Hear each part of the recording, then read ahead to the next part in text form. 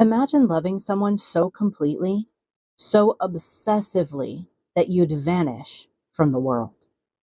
Lock yourself in their attic, live solely to serve their every whim, and spend over a decade listening to their life unfold below you, listening to their every interaction with their husband, the man you would one day kill.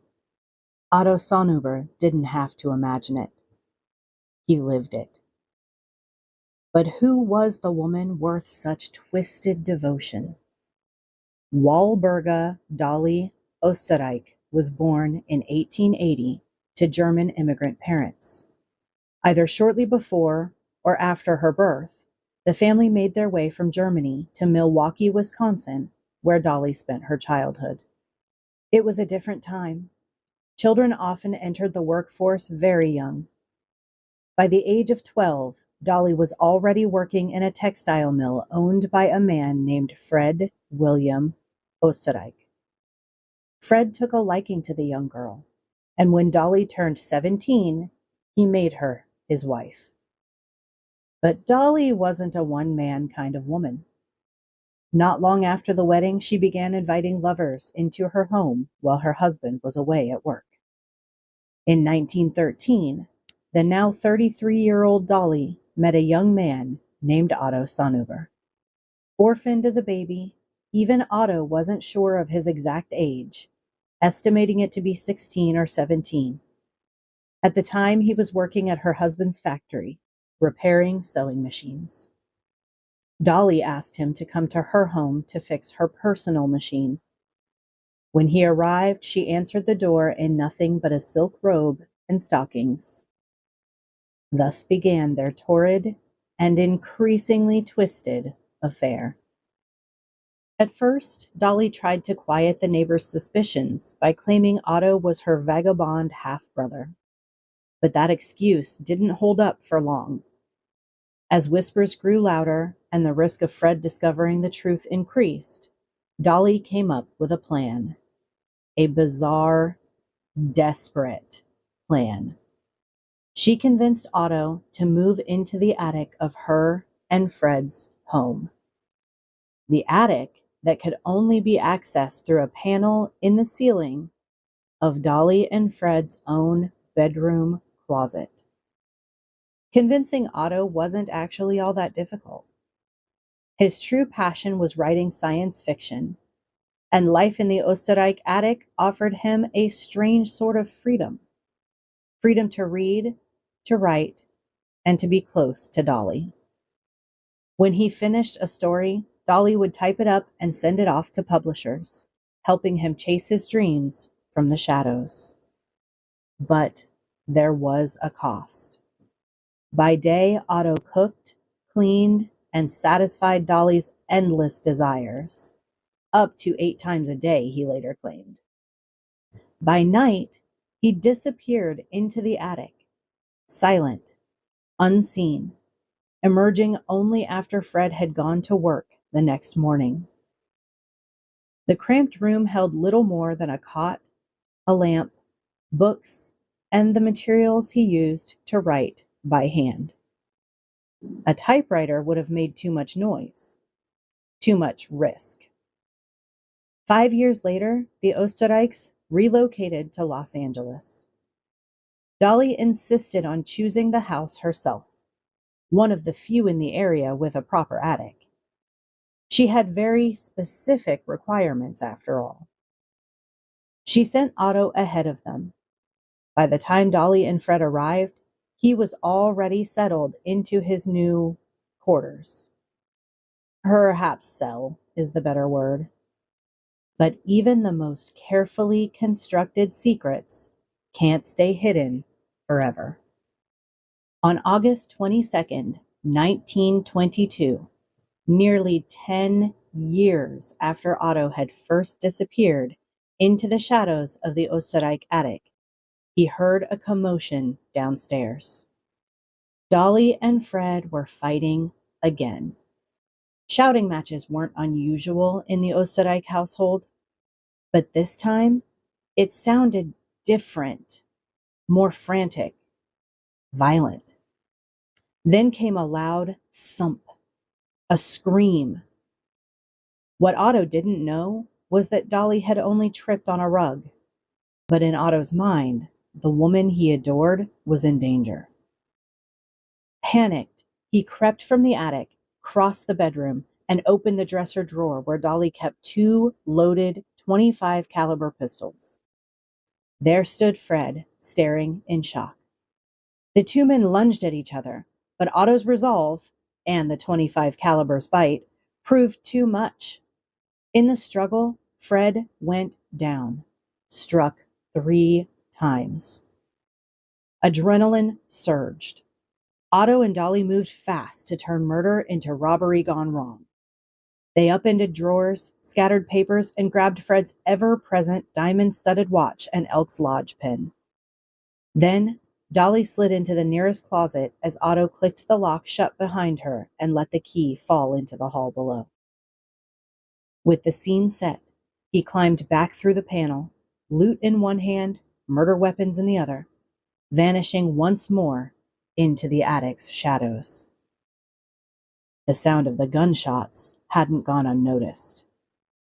Neighbors Flora Rawson and her house guest Cora Norton had been startled awake by the shouting, and they clearly heard the shots that followed. Concerned, they called the police.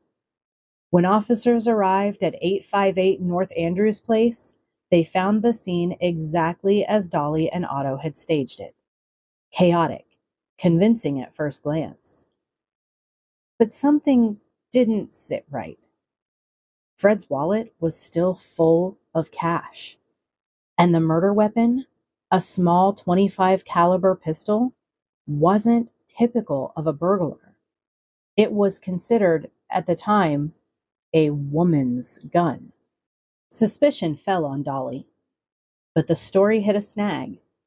She had been found locked inside a closet, the key lying outside in the hallway. How could she have done that alone?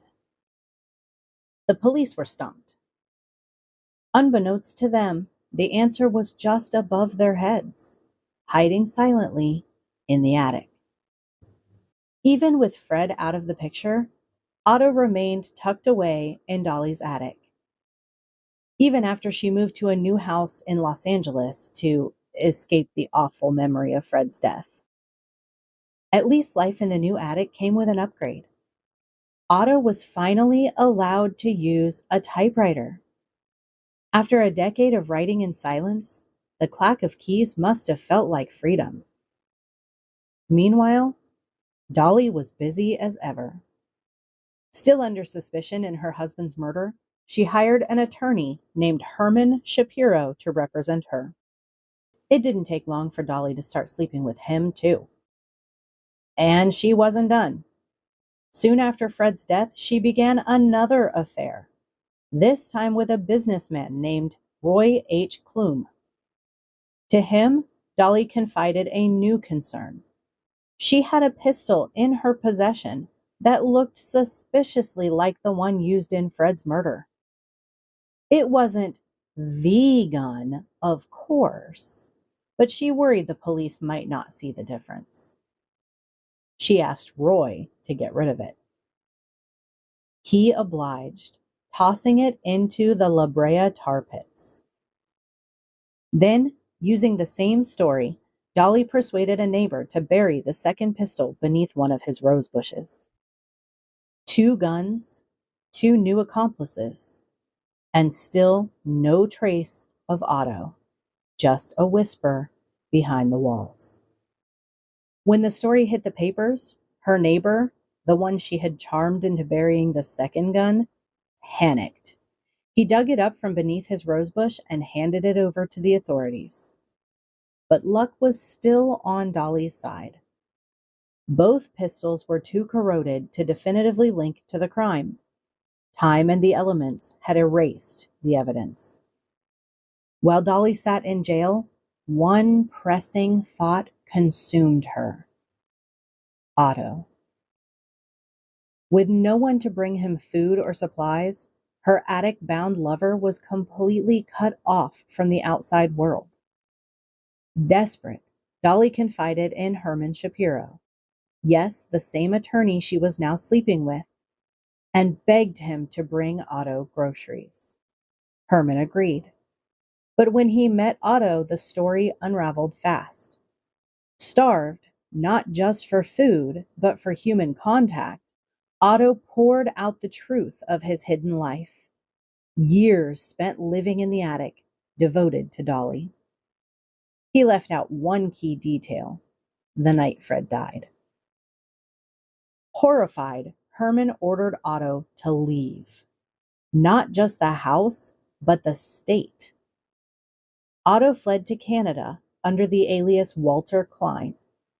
There he tried to build a new life, eventually marrying a woman named Matilda.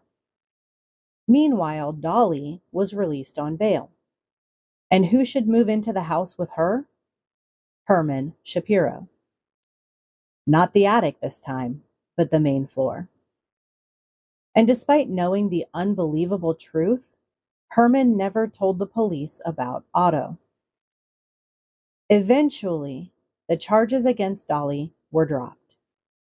With no way to match the rusted guns to the bullets that killed Fred, and no plausible explanation for how Dolly could have locked herself in that closet, prosecutors simply couldn't prove her guilt beyond a reasonable doubt. And so she walked free. But in 1930, nearly 8 years after Fred's murder, police got a new break. Maybe Dolly assumed enough time had passed. Maybe she thought her attorney-turned-boyfriend Herman Shapiro wouldn't remember the details. Or maybe she simply forgot that she'd once claimed Fred's diamond-studded watch had been stolen. Because when she gifted that very watch to Herman, he recognized it immediately. He confronted her. Dolly claimed the thieves must have dropped it in the yard as they fled, and that she'd found it sometime later. Herman didn't buy it. He packed his things, moved out, and finally went to the police. Once again, Dolly was arrested, this time on a charge of conspiracy. Unbeknownst to many, Otto had quietly returned to Los Angeles. He still longed to be near Dolly, even if he couldn't be with her. That loyalty cost him dearly. Otto was arrested and charged with murder. When the bizarre tale finally surfaced, the press had a field day. Headlines blazed with nicknames like the Batman and the Ghost in the Garret. The public couldn't get enough of the attic-dwelling lover who killed for passion and lived like a phantom. Otto confessed to the killing and told the entire sordid story on the stand. But he pleaded not guilty by reason of insanity. He claimed Dolly's psychological hold over him, her years of control and isolation, had warped his mind beyond reason. After just 4.5 hours of deliberation, the jury returned with their verdict. Otto Sanhuber was found not guilty of murder, but the jury wasn't about to let him off completely. They decided manslaughter was a more fitting charge. Only one problem. Manslaughter in California came with a statute of limitations, and that window had already closed. Otto walked out of the court a free man. No prison sentence, no time served, just freedom. And as for Dolly, her charm, or maybe just her luck, held strong. Her trial ended in a hung jury. No conviction, no consequences. She too was released. 2 people, 1 murder, and not a single day behind bars after the verdicts came back. In the end, the headlines faded. The trials were over, the crowds moved on, and the strange, tangled triangle of Dolly, Otto, and Fred slipped into history. In 1961, at the age of 80, Dolly Oesterreich married a man she'd quietly been with for the past 30 years, Ray Burt Hedrick. Less than 2 weeks later, she died. As for Otto Sanhuber, the trail goes cold. After his release, he vanished from public view. No more headlines, no more drama. But then again, Otto had always been good at staying hidden. And the house at 858 North Andrews Place, the scene of the crime, the place where Otto once listened to life unfold through the floorboards, it still stands. At some point, it was converted into an apartment building. Multiple small units now fill the space, including one tucked away in the attic. Some say the past never truly disappears. It just hides in the walls, in the silence, in the attic above your head. Before we go, here's your Nibbles of History challenge. What exact object did Dolly give to Herman that finally made him go to the police? Drop your answer in the comments. 200 crumbs to anyone who remembers it right. If this story sent a shiver down your spine, don't forget to like the video, subscribe for more strange and forgotten tales, and ring the bell so you never miss what's hiding just out of sight. Share it with someone who loves true crime with a twist, and let me know in the comments, would you have ever gone up into that attic? Thanks for watching.